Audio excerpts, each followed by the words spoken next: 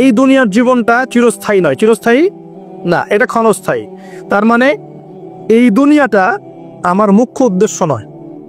আমি দুনিয়ার মধ্যে চলাফেরা করব মুসাফির, আমার প্রয়োজন আছে বিয়ে শাদী করবেন, চাকরির প্রয়োজন চাকরি করবেন, ব্যবসার প্রয়োজন ব্যবসা করবেন, আপনার রাজনীতি করার প্রয়োজন আছে আপনি করবেন, সব কিছু চলবে। কিন্তু এইগুলো আমাদের দুনিয়ার মুখ্য উদ্দেশ্য নয়। এগুলো হচ্ছে আমাদের দুনিয়াকে চালিয়ে নেওয়ার উপকরণ, মাধ্যম মাত্র। কখনোই এই নেশার মধ্যে আমরা ডুবে যাব না। ডুবে যাব আল্লাহকে ভুলে গিয়ে দুনিয়ায় কখনো ডুবে যাব না। এটা আমার দ্বিতীয় কাজ।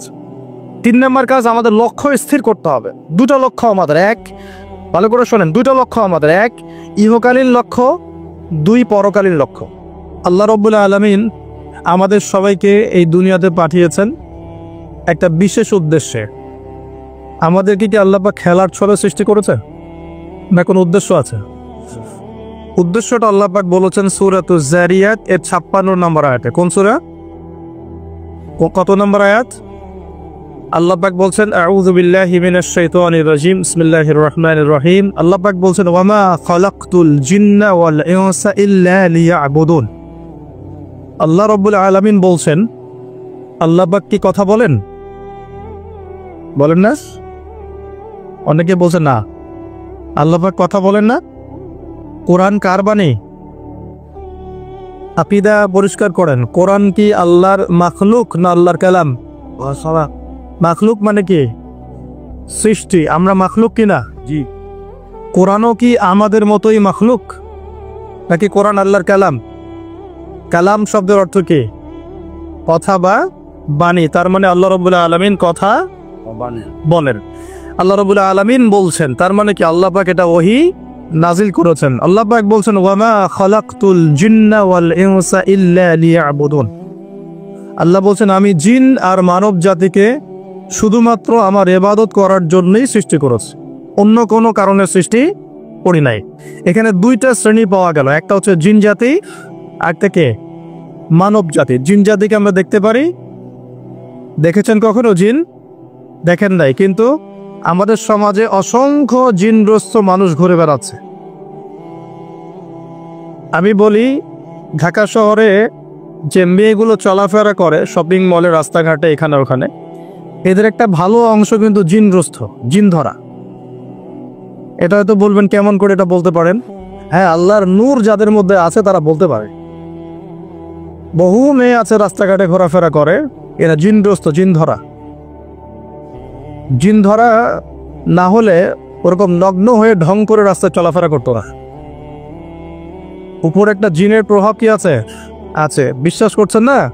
আল্লাহর নবীজি বলেছেন মুহাম্মদুর রাসূলুল্লাহ সাল্লাল্লাহু আলাইহি ওয়াসাল্লাম যে যখন কোনো মেয়ে বেপর্দা হয়ে বাহিরে বের হয় তখন শয়তান মানে শয়তান জিন না ফেরেশতা, তখন শয়তান ওই মেয়ের সৌন্দর্যকে পুরুষের চোখে লোভনীয় বা আকর্ষণীয় করে তোলে। কে করে তোলে? শয়তান। তোমাদের কারো যদি কোনো গায়রে মাহরাম বেপর্দা কোনো মেয়েকে দেখে খারাপ চিন্তা জেগে যায়, তাহলে তোমরা বাসায় চলে যাবে। কোথায় যাবে? বাসায়। সেখানে গিয়ে তোমাদের স্ত্রীর সাথে সময় কাটাবে, ইনশাআল্লাহ তোমাদের সেই খারাপ চেতনা চিন্তা দূর হয়ে যাবে। তার মানে এই হাদিস থেকে প্রমাণ হচ্ছে শয়তান বেপর্দা মেয়েদেরকে সুন্দর করে উপস্থাপন করে। জিন ধরা মেয়ে আছে সমাজে, এবং কোন কোন ক্ষেত্রে এখন ছেলেদেরকেও জিন ধরছে না? মাঝে মাঝে দেখবেন যে এই শীতকালে কিছু কনসার্ট হয়, দেখেছেন? কনসার্ট হয়, ফ্যাশন শোজ হয়, আরো অনেক ধরনের প্রোগ্রাম হয়। এগুলোকে নাম দিয়েছে মানুষ সংস্কৃতি। কি নাম দিয়েছে? ওখানে উঠে দেখবেন যে বড় বড় চুল আছে, অনেক লম্বা লম্বা চুল, একদম স্টেজের উপর উঠে লাফালাফি ঝাপাঝাপি করছে। দেখেন নাই? মিউজিক্যাল কিছু ইনস্ট্রুমেন্ট নিয়ে, দেখেন নাই? তো আপনার কি মনে হয় এরা সুস্থ? এটা সবার সাথেই জিন শয়তান আছে। কি আছে? আচ্ছা, একটা কথা বলি, কোন কোন ক্ষেত্রে ওয়াজ মাহফিলের প্যান্ডেলেও দেখা যায় কিছু কমেডিয়ান, কিছু বাউল, এরা মানুষকে ডিজে জিকির শেখায়। দেখেন নাই? ডিজে জিকির, একজন গান গায়, একজন কথা বলে, কেউ চা খাওয়ায়, কেউ কফি খাওয়ায়, কেউ ঢেলেও দেয়। হ্যাঁ, কে উঠ বস করায়, কাউকে উঠতে বলে, কাউকে বসতে বলে। দেখবেন অনেক সময় লোকজন লাফালাফি করছে, বক্তা জিকির করছে, তার উপর হামলে পড়তেছে একদম। একটা দলিল দেখাবেন, খালি একটা দলিল যে নবী সাল্লাল্লাহু আলাইহি ওয়াসাল্লামের জামানায়, 4 খলিফার জামানায় তারা মসজিদে বসে এইভাবে জিকির করেছেন, একটা দলিল খালি দেখাবে। যে কাজ নবী করেন নাই, তার সাহাবীরা করেন নাই, এখানে বহু ওলামায়ে কেরাম আছেন, আমি তাদের সামনে কথা বলতে লজ্জা ফিল করছি। যত হাদিস আপনি ঘাটবেন, আমি তো সব হাদিস পড়ে শেষ করতে পারি নাই, স্বীকার করছি, কিন্তু নবীর যুগে এবং 4 খলিফার যুগে কোনোদিনও এইভাবে জিকির আজগার হয়েছে একটা দলিল আপনি খুঁজে বের করতে পারবেন না ইনশাআল্লাহ। অথচ দিব্যি এগুলো আমাদের সমাজে চলছে না? আর আমরা 2টা খারাপ চরিত্র ধারণ করি, বাঙালি আমরা যারা, মন খারাপ করে না, আমরা 2টা খারাপ চরিত্রের অধিকারী আছে। এক, আমরা খুব ট্রল প্রিয় জাতি, ট্রল করতে খুব মজা লাগে। হ্যাঁ, মনে হয় যেটা করে আমি একদম বাংলাদেশে কি বলবো, দিন একদম কায়েম করে ফেলছি একদম। হ্যাঁ, ট্রল পাগল, ট্রল প্রিয় জাতি আমরা একটা। আরেকটা হচ্ছে আমরা ইস্যু পাগল জাতি। ইস্যু, একটা ইস্যু আসবে, খুব লাভঝাপ চলবে কয়েকদিন, ইস্যু শেষ, আবার লাভঝাপ বলতে শেষ। বিদেশিরা বলে যে এটা আমাদের শিক্ষার ব্যাপার আছে, কারণ নিজের মধ্যে ত্রুটি থাকলে তো সলভ করতে হবে কিনা, নিজের মধ্যে ত্রুটি থাকলে সলভ করতে হবে না। তারা বলে যে আমাদের মাথা নাকি ওই যে বাক্সে বন্দি মাছের মতো। বাক্সে বন্দি মাছ দেখেছেন? এই যে অ্যাকুরিয়ামের মধ্যে যে মাছগুলো চলাফেরা করে, এদের স্মৃতিশক্তি খুব দুর্বল হয়। ওই ছোট্ট জায়গাটুকু ওদের কাছে মনে হয় বিশাল সমুদ্রের মতো। কথা বুঝতে পারছেন না মহা? ওই ছোট্ট বদ্ধ জায়গাটাই ওদের কাছে মনে হয় কি বিশাল বিশাল একটা জায়গা। ওরা খুব স্বল্প স্মৃতির অধিকারী, একটু কিছুক্ষণ পরে স্মৃতিটা নষ্ট হয়ে যায়, তাই আগে কি হয়েছে ওরা ভুলে যায়। এই স্বভাবটা এখন আমাদের মধ্যে চলে আসছে না? আমি ইস্যু পাগল হচ্ছি না দিন দিন। করণীয় কি? খুব ভালো কথা বলেছে। করণীয় হচ্ছে টিকটক বানাতে হবে, নাকি ফেসবুকিং করতে হবে। এই ফেসবুকের কন্টেন্ট বানাতে বানাতে 2টো কাজ করেছেন, আমি নগদ দেখাচ্ছি। 2টো কাজ করেছেন। একজন কমেডিয়ানকে আলেম বানিয়ে দিয়েছেন আপনারা ট্রল করতে করতেই। একটা হচ্ছে আরেকজন গায়ক অভিনেতাকে এমপি বানাচ্ছিলেন কয়দিন আগে। গান গেত, অভিনয় করত, মেয়েদেরকে নিয়ে নাচতো। হ্যাঁ, নিজেই গান লিখে নিজেই সুর করে, সুরের সারেগামা পা কিছুই নাই, ঠিক আছে। ও নিজেই না, আমার গান আমি গাবো, কেউ শুনলে শুনুক, না শুনলে নাই। একবার প্রশাসন ধরলো, রবীন্দ্রসঙ্গীত চেঞ্জ করেছে কেন, আবার ইত্যাদি। মানে তাকে নিয়ে এখন বিবিসিতেও কথা হচ্ছে, সুবহানাল্লাহ। মানে এখন বড় বড় পলিটিশিয়ানরাও তাদের মূল্যবান সময় এসব পিছনে নষ্ট করতেছে। হ্যাঁ, এটা একটা ইস্যু। মানে এই যে ট্রল করতে করতে করতে করতে এখন আপনি তাকে কয়দিন আগে এমপি বানাচ্ছিলেন, এটা কিসের কারণে হচ্ছে? আমাদের এই ট্রল পাগল মানসিকতার কারণে হয়েছে। আরেকজনকে কমেডিয়ান, মানুষ ওকে দেখে মজা পেত, যে মন টন খারাপ, কেউ বলতো ভাই মন টন খারাপ, ও একটু ওর লেকচার শুনে মনটা ভালো হবে, এইভাবে আর কি দেখতো মানুষ, এইভাবে ট্রিট করতো। আস্তে আস্তে আস্তে আস্তে এখন সে দেখা যায় বড় বড় আলেমদের বিরুদ্ধে কথা বলতেছে। খেয়াল করে দেখেন নাই? এটা আমরা করেছি। আমাদের এই 2টা স্বভাবকে আগে বিসর্জন দিতে হবে। এক, আমরা ট্রল পাগল জাতি হব না, ওয়াদা করেন ইনশাআল্লাহ। ট্রল করার মধ্যে কোনো রকম সার্থকতার কিছু নাই। যেটা খারাপ সেটাকে প্রতিহত করতে হবে, যেটা খারাপ সেটাকে প্রতিহত করতে হবে। আর 2 নাম্বার, যেটা ভালো তাকে উৎসাহ দিয়ে এগিয়ে নিতে হবে ইনশাআল্লাহ। আমরা সব সময় সত্যের পক্ষে থাকবো ইনশাআল্লাহ, আর সব সময় মিথ্যার বিপক্ষে থাকবো ইনশাআল্লাহ। যে কেউ যত বড় আলেম, মুফতি, মুহাদ্দিস, বক্তা, দায়ী যেই হোক না কেন, তার কোনো কথা যদি কুরআন সুন্নাহর বাইরে যায়, কোশ্চিন কালেও সে কথা গ্রহণ করবেন না। সিম্পল। সেটা আমি হই আর যেই হোক না কেন। আর যে কোনো ব্যক্তি, সে যেই হোক না কেন, তার কথা যদি কোরআন সুন্নাহর সাথে মিলে যায়, অবশ্যই সেটা গ্রহণ করবেন ইনশাআল্লাহ, সে যেই হোক না কেন। এখন আমরা যদি আমাদের দৃষ্টিভঙ্গিকে শক্ত করতে না পারি, সামনের দিনগুলো কিন্তু আমাদের জন্য খারাপ হবে। বিশ্বাস করেন, দিন কিন্তু দিন দিন খারাপ হচ্ছে। আমি আসছি ওইদিকে ইনশাআল্লাহ। এই ট্রল পাগল মানসিকতাকে ত্যাগ করতে হবে, আল্লাহ তৌফিক দান করবেন। আর 2 নম্বর হচ্ছে এই ইস্যু পাগল জাতি হব না। ইস্যু পাগল জাতি হব কেন? আমাদের একটা গন্তব্য, লক্ষ্য থাকবে। আমাদের লক্ষ্য কি? আল্লাহ বলেছেন এই আয়াতে, আমাদের লক্ষ্য হচ্ছে আল্লাহ পাক আমাকে সৃষ্টি করেছেন এই পৃথিবীতে আল্লাহর ইবাদত করার জন্য। কিসের জন্য? এটা 1 নাম্বার ডিউটি আমার, এটা আমার লক্ষ্য, আমার কাজ পৃথিবীতে। 2, আল্লাহ পাক বলেছেন এই দুনিয়ার জীবনটা চিরস্থায়ী নয়, চিরস্থায়ী না, এটা ক্ষণস্থায়ী। তার মানে এই দুনিয়াটা আমার মুখ্য উদ্দেশ্য নয়। আমি দুনিয়ার মধ্যে চলাফেরা করব, মুসাফির।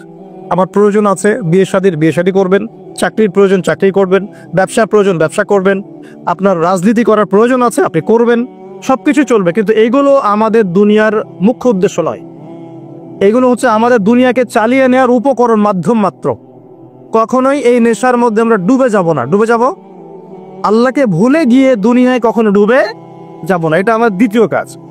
3 নাম্বার কাজ, আমাদের লক্ষ্য স্থির করতে হবে। 2টা লক্ষ্য আমাদের, 1, ভালো করে শোনেন, 2টা লক্ষ্য আমাদের, 1 ইহকালীন লক্ষ্য, 2 পরকালীন লক্ষ্য। কয়টা লক্ষ্য?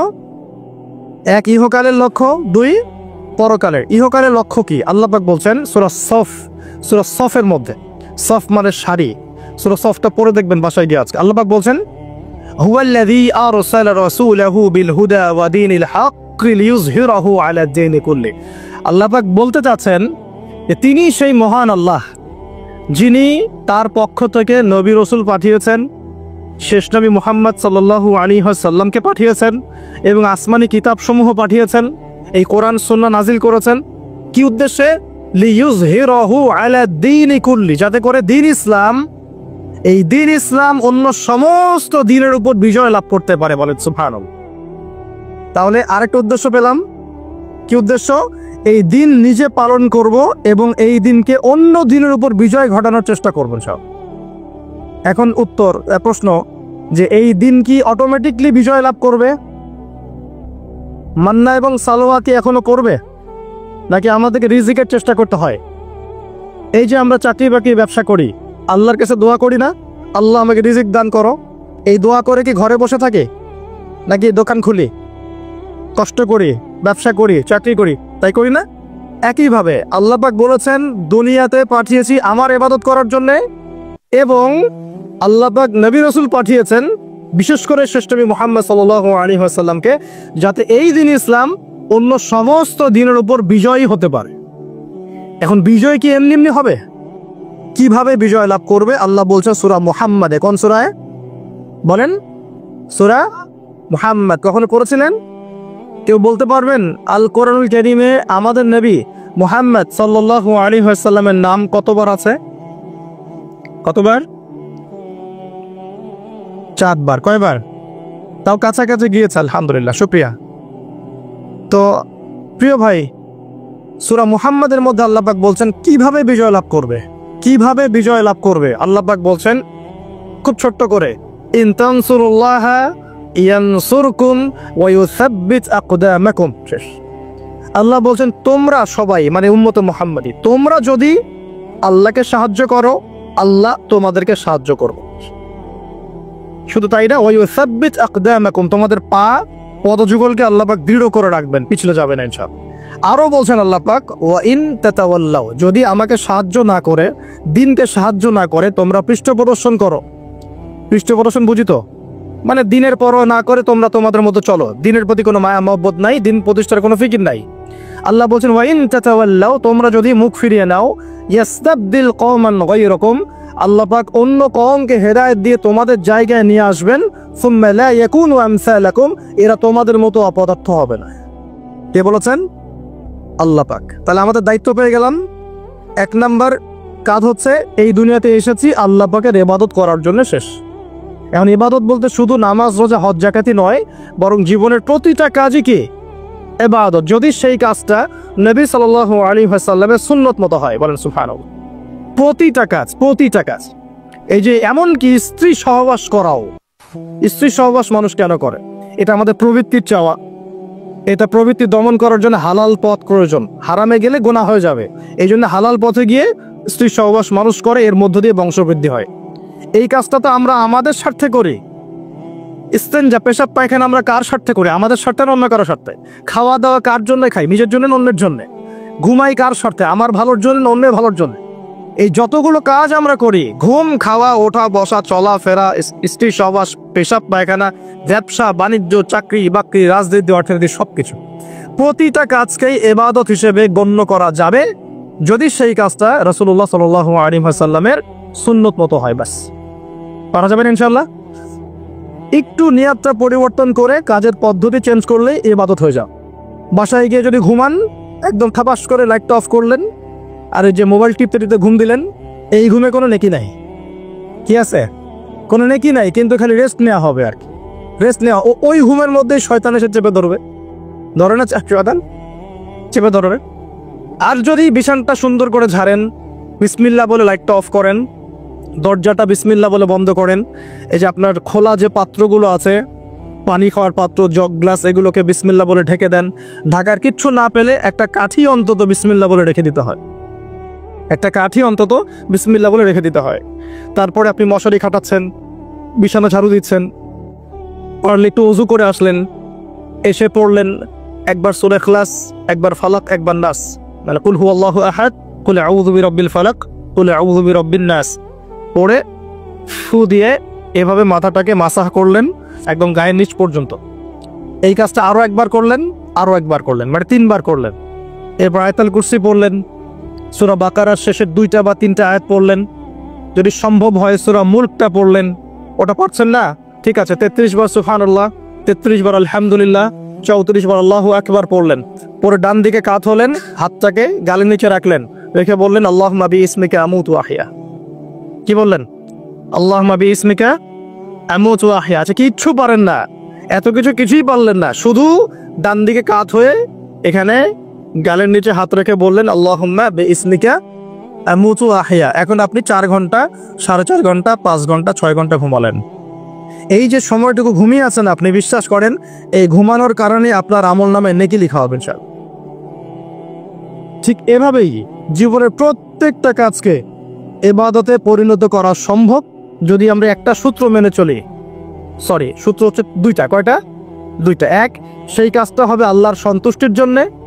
কার জন্যে? আল্লাহর সন্তুষ্টির জন্যে। আর 2, সেই কাজটা হতে হবে আমাদের প্রিয় নবী মুহাম্মদুর রাসূলুল্লাহ সাল্লাল্লাহু আলাইহি ওয়াসাল্লামের তরিকা বা সুন্নত মোতাবেক। ব্যাস, শেষ। এভাবে আপনি জীবনের যে কোনো কাজ ইবাদত বানাতে পারেন। ইবাদত।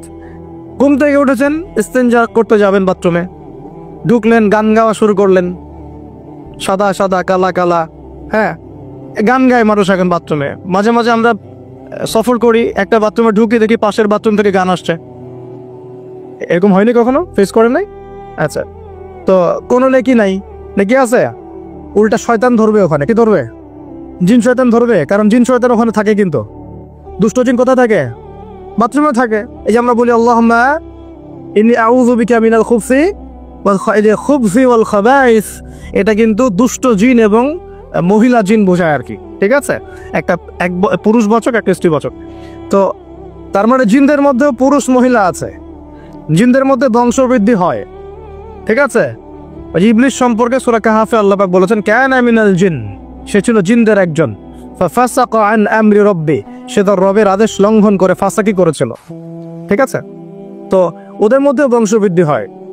এখন বাথরুমে গিয়ে যদি এগুলো না করে বাম পা দিয়ে ঢোকেন, ঢোকার সময় বলেন বিসমিল্লাহ আল্লাহুম্মা ইন্নী আউযু বিকা মিনাল খুবসি ওয়াল খাবাইস, বসলেন, এবং বাম পায়ে, যে পায়ে আমি ব্যথা বলছি, যে বাম পায়ে ভর দিয়ে বসতে হয়। কোন পায়ে?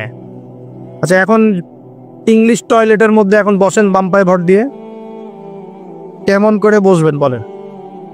আমি বলি, কিছু মনে করেন না, আমি বলি কি, আমরা প্রত্যেক দিন নামাজে বলি, সবাই বলি, ইমাম মুক্তাদি সবাই বলি গায়রিল মাগদুবি আলাইহিম ওয়ালাদ-দাল্লিন। মনে আছে?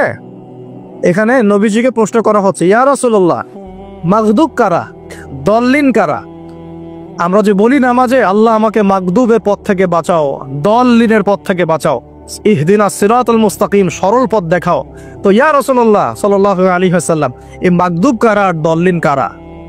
নবীজি বলছেন, এক বাক্যে বলছেন, শোনো, আল মাগদুব হচ্ছে হুমুল ইহুদি, তারা হচ্ছে ইহুদি জাতি। কারা? ইহুদিরা কোথায় আছে এখন? হ্যাঁ, নামটা মনে থাকবে তো? আচ্ছা, ও কিন্তু এখন শক্তিশালী, আর ওরাই কিন্তু দাজ্জালকে অনুসরণ করবে, এটা মাথায় রাখেন। আচ্ছা, আর অনেকদিন বলছি দাজ্জাল বিশ্ব শাসন করবে, মানে কি, বিশ্বের প্রত্যেকটা ডিপার্টমেন্ট শাসন করবে। বিশ্বের প্রত্যেকটা department, politics, economics, finance, world affairs, আপনার মিডিয়া, প্রযুক্তি এবং অস্ত্রশস্ত্র, সবকিছু ওর নখদর্পণে থাকবে, সবকিছু।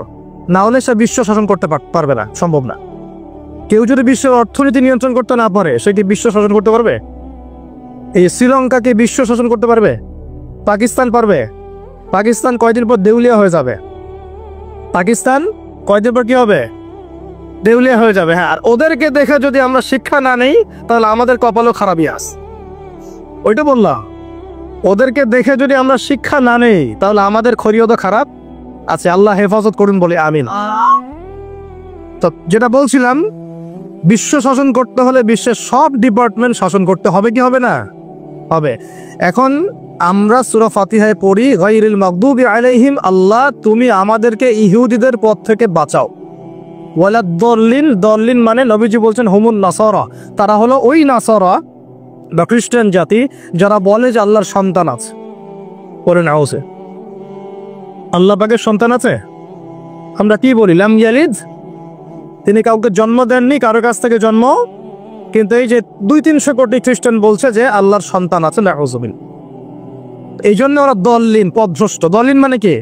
পথভ্রষ্ট। তো নবীজি স্পষ্ট বলছেন যে গায়রিল মাগদুবি আলাইহিম ওয়ালাদ দল্লিন। এখানে মাগদুব আর দল্লিন মানে হচ্ছে, মাগদুব হলো ইহুদিরা গজবপ্রাপ্ত, আর দল্লিন হচ্ছে নাসারা বা খ্রিস্টান জাতি। এখন আপনার সাথে আমার কথা, আপনাদের সাথে আমার কথা, আমাদের পলিটিক্স থেকে শুরু করে বাথরুমের কমোড পর্যন্ত, ঠিক আছে, আইন কানুন থেকে শুরু করে আমাদের চেহারা সুরত পর্যন্ত, আমাদের পোশাক পরিচ্ছদ থেকে শুরু করে অর্থনীতি, পরিবার, সবকিছু, এই সবকিছু ওই দুই জাতির অনুসরণে গড়ে উঠেছে। এটাই সবচেয়ে বড় আফসোসের কথা আমাদের জন্য, সবচেয়ে বড় আফসোস। বাথরুমটাও নিজের মতো করতে পারলাম না, ঠিক আছে। এই যে দেখবেন কমোডে কি বাম পায়ে ভর দিয়ে বসে যাবে? আচ্ছা, ওইখানে কাপড় কি পবিত্র রাখা যাবে? কিভাবে ইউজ করে আমি এখনো বুঝি না, কেমন করে ইউজ করে, ঠিক আছে। আরো নতুন পদ্ধতি আসছে, এটা শুনলে আরো হাসবেন। বিভিন্ন জায়গায় যাওয়া হয়, আলহামদুলিল্লাহ। আল্লাহ বলেছেন সিরু ফিল আরদ, জমিনে বিচরণ করো। আল্লাহ বলেছেন কোরআনে সিরু ফিল আরদ, তোমরা জমিনে ঘুরে দেখো। ফানজুর কাইফা কানা আকিবাতুল মুকাজ্জিবিন, দেখো যে আল্লাহকে যারা মিথ্যা প্রতিপন্ন করেছে, আল্লাহর সাথে সীমা লঙ্ঘন করছে, ওদের কি পরিণত হয়েছে। দেখলাম যে এখন ইংলিশ টয়লেটও গায়েব, এখন দিয়ে রাখছে কিছু কিছু বাটি। কি দিয়ে রাখছে? ছোট ছোট টুকরা দিয়ে আছে প্লাস্টিকের, এবং হ্যাঁ সিরামিক্সের মনে হয়। তো ওইখানে দাঁড়ায় দাঁড়াই করতে হবে, 1 নাম্বার করলে দাঁড়ায় দাঁড়াই করতে হবে, এবং সবগুলো একই মাপের দেয়া আছে। এখন যদি ব্যক্তির কারো হাইট হয় 6 ফিট, কারো 5 ফিট, কারো 4 ফিট, কারো 2 ফিট, 3 ফিট, এই পার্থক্যে কিভাবে সে মেকআপ করবে আল্লাহ ভালো জানে। এর কেমন করে ম্যাচ করবে আল্লাহ ভালো জানে। কাউকে টুলের উপর দাঁড়াই করতে হবে, কাউকে একটু নিচু হয়ে করতে হবে, মানে মাপ তো একই। আরো যে কি কি দেখতে হবে আল্লাহ ভালো জানেন। তো প্রিয় ভাইরা, বাথরুম করতে গিয়ে যদি নবীর সুন্নাহ মতো করেন, এখান থেকে কথাগুলো আসছে। যদি বাম পা দিয়ে ঢোকেন, বা পায়ে ভর দিয়ে বসেন, দেখবেন ইস্তেঞ্জা করেও শান্তি পাচ্ছেন। নবীর প্রতিটা সুন্নত বৈজ্ঞানিক, যে সুন্নত আপনি পালন করবেন, আপনি বৈজ্ঞানিক উপকারিতাও পাবেন ইনশাআল্লাহ। এই যে একটু আগে এক ভাই বলছিল, আপনি তো খানি না হুজুর, 1 চামচ কি 1.5 চামচ ভাত খাচ্ছেন, খানি না। তাই আমি বললাম যে আমি কম খাওয়া হুজুর, কারণ নবী সাল্লাল্লাহু আলাইহি ওয়াসাল্লাম কি শিখিয়েছেন? তিনি বলেছেন আমরা যা খাই না, তিনি নবী হওয়ার পরে মনে হয় সেটাও খেতে পারেন নাই। বিশ্বাস করছেন না? এরকম 3-3টা মাসের চাঁদ চলে যেত যে নবী সাল্লাল্লাহু আলাইহি ওয়াসাল্লামের বাসায় চুলাও জ্বলে নাই। আর আমাদের তো একবেলা যদি না খাই, তাহলে আল্লাহর উপর কত শেকায়াত, কত অভিযোগ, তাই না ভাই? আচ্ছা, তারপরে তিনি বলছেন একজন ব্যক্তির এতটুকু খাওয়াই যথেষ্ট যে কোমর, মেরুদণ্ড সোজা করতে পারে, আল্লাহর ইবাদত করতে পারে। আর যদি তোমাদের খেতেই হয়, তাহলে পেটটাকে 3 ভাগ করে খাবে। কয় ভাগ? 1 ভাগ খাবার রাখবে, 1 ভাগ পানি খাবে, আর 1 ভাগ এই শ্বাস প্রশ্বাস চলাচলের জন্য ফাঁকা রাখবে। কয়জন এর উপর আমল করে দেখাতে পারে? কতজন মানুষ আছে? আর যারা একদম গোগ্রাসে খায়, এদের ব্যাপারে কোরআনে এবং হাদিসে কিন্তু মারাত্মক কথা আছে। আল্লাহর নবী সাল্লাল্লাহু আলাইহি ওয়াসাল্লাম বলেছেন যে তোমরা খুব বেশি ঢেকুর তোলো না। কি করো না? একজন সাহাবী খুব ঢেকুর উঠাচ্ছে, সাহাবী না আসলে, উনি পাশ দিয়ে যাচ্ছিলেন, খাবার দাবার খেয়ে পাশ দিয়ে যাচ্ছিলেন।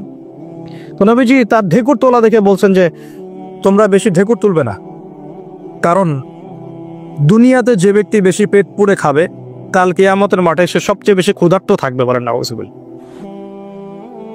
খাবেন আপনি, নিজের পেটটাকে 3 ভাগ করবে, এক ভাগ খাবার, এক ভাগ কি পানি, আর এক ভাগ শ্বাস প্রশ্বাসের জন্য ফাঁকা।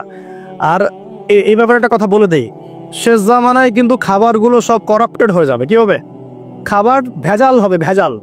এটার দলিল সূরা কাহাফে আছে, আমি এটা ব্যাখ্যা করব না আজকে। সূরা কাহাফে আছে, আমি ব্যাখ্যা করব না, শুধু ইন্ডিকেশন দিচ্ছি।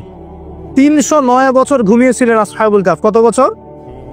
309 বছর ঘুম থেকে উঠেই তারা প্রথম যে অনুভবটা করেছেন সেটা হলো তারা ক্ষুধার্ত। তারা কি ক্ষুধার্ত? দেখেন 309 বছর পর যদি আপনি ঘুম থেকে ওঠেন, আপনার কাছে এই দুনিয়াটা আজীব মনে হবে, হবে না? কিন্তু ওনারা ক্ষুধার্ত, পকেটে কিছু মুদ্রা ছিল, যেই মুদ্রাগুলোর মান 309 বছরও কমে যায় নাই। কমে গিয়েছে না। এখন আপনি আপনার মুদ্রা নিয়ে ঘুমান 300 বছর, দেখেন তারপর কি হয়। কি হবে? টাকা থাকবো না যাইবো গা? আচ্ছা, তারপরে শুনেন, এরপরে উঠেই তারা বলছে ফালিয়ানজুর আইয়ুহা আজকা তুআমা, এই মুদ্রাগুলো দিয়ে বাজারে কাউকে পাঠাও, তোমাদের 9 জন 10 জনের মধ্যে একজনকে বাজারে পাঠাও। ফালিয়ানজুর, সে যেন বাজারে গিয়ে দেখে আইয়ুহা আজকা তুআমা, কোন খাবারটা পবিত্র খাবার, ফ্রেশ খাবার। ঘুম থেকে উঠেও ফ্রেশ খাবারের দিকে তাদের নজর কেন? আর এই সূরা আপনাকে দাজ্জালের ফিতনা থেকে বাঁচাবে কেন? আর দাজ্জালের যুগেই বা সব, দাজ্জালের শাসনের যুগে সব খাবারগুলো আস্তে আস্তে ম্যানুফ্যাকচার্ড এবং ভেজাল হচ্ছে কেন? এগুলোর মধ্যে মিল আছে না? তার মানে যত জামানা শেষের দিকে যেটা থাকবে, খাবারে ভেজাল তত বাড়তে থাকবে। এই সময় আপনাকে অবশ্যই ফ্রেশ খাবার খুঁজে খুঁজে বের করতে হবে। খাবার আগে মানুষ খেত, খাবারের মধ্যেই চিকিৎসা ছিল, তাই না?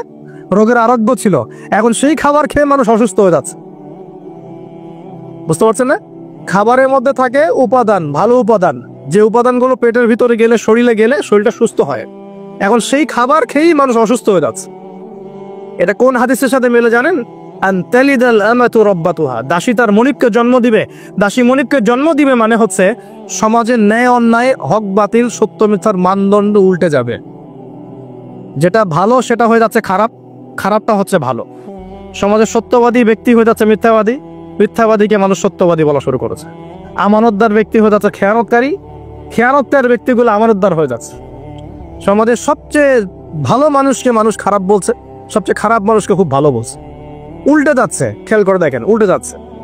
বাবা এখন বাবার হাতে ছেলে মায়ের খাচ্ছে, ছেলের হাতে মা মায়ের খাচ্ছে, এরকম হচ্ছে না? যাকে একটা দায়িত্ব দিয়ে রাখবেন, এ বাবা তোমার উপর আমি বিশ্বাস করলাম, দায়িত্ব দিলাম, সে আপনার বিশ্বাস ভঙ্গ করে রেখে দিচ্ছে। এ হচ্ছে না? বিশ্বাস উড়ে যাচ্ছে, প্রতারণা বাড়ছে। মানে কি? মানুষ আল্লাহ পাকের হালালগুলোকে হারাম করে নিচ্ছে, হারামগুলো হালাল করে নিচ্ছে। বুঝতে পারছেন না মনে হয়? হালালগুলোকে মানুষ আস্তে আস্তে হারাম করতেছে, হারামগুলোকে আস্তে আস্তে হালাল করতেছে। এটা হচ্ছে না? হচ্ছে। খুব খেয়াল করেন। তো এখানে খাবার খেয়ে আপনার উপকার পাওয়ার কথা, খাবার খেয়ে আপনি অসুস্থ হয়ে যাচ্ছেন। উল্টা হচ্ছে, উল্টা চলতেছে দুনিয়া। দুনিয়া কি চলছে? উল্টা। ছেলে পড়ছে মেয়ের পোশাক, মেয়ে পড়ছে ছেলের পোশাক। বলতে কি শুধু নামাজ রোজা হজ জাগার না জীবনের সব কাজ? এই একটা জিনিস যদি বুঝতে পারি, আমাদের আজকের ওয়াজ সফল ইনশাআল্লাহ। আমরা আমাদের জীবনের প্রতিটা কাজ আমাদের প্রিয় নবী মুহাম্মদ রাসূলুল্লাহ সাল্লাল্লাহু আলাইহি ওয়াসাল্লামের তরিকা মতো করবো ইনশাআল্লাহ। রাজি আছেন ইনশাআল্লাহ? তাহলে এখন বলেন, 5 ওয়াক্ত নামাজ নবীর তরিকায় পড়া যাবে তো ইনশাআল্লাহ? নবীর তরিকায় নামাজ মানে ধীর স্থির ভাবে নামাজ।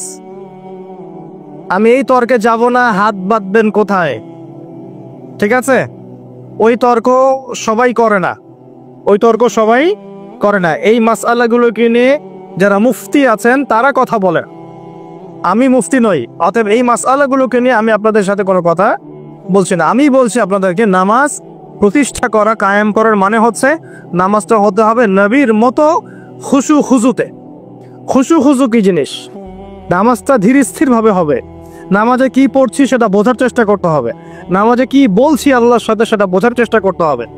নামাজে রুকুর অর্থ কি, তাসবিহ কি, সেজদায় আমি কি পড়ি, 2 সেজদার মাঝখানের দোয়ার অর্থ কি, তাশাহুদ দরুদ দোয়া মাসুরের অর্থ কি, নামাজের সেজদায় আমি বেশি বেশি দোয়া করতে পারছি কিনা, নামাজ পড়েও আমি গুনাহ থেকে বেঁচে থাকতে পারছি কিনা, এই বিষয়গুলো বেশি ইম্পর্টেন্ট।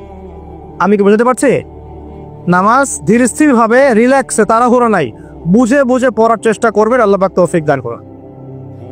যারা নামাজ ধরি ছেড়ে দেই তাদের জন্য একটা হাদিস, নবী সাল্লাল্লাহু আলাইহি